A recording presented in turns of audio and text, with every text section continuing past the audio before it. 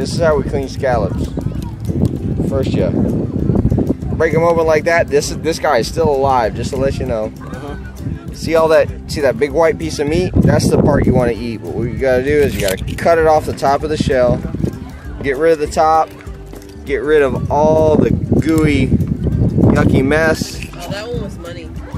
And that's the part you eat. We just, like I said, we stick them in the side of the shell right there to open them up. Put your thumb in there so it doesn't close up on you. Cut it off the top of the shell. See how it's all the meat? Yeah, because that white piece of meat is the only part you eat.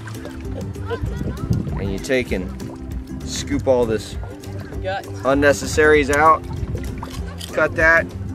Oh yeah! Oh, really?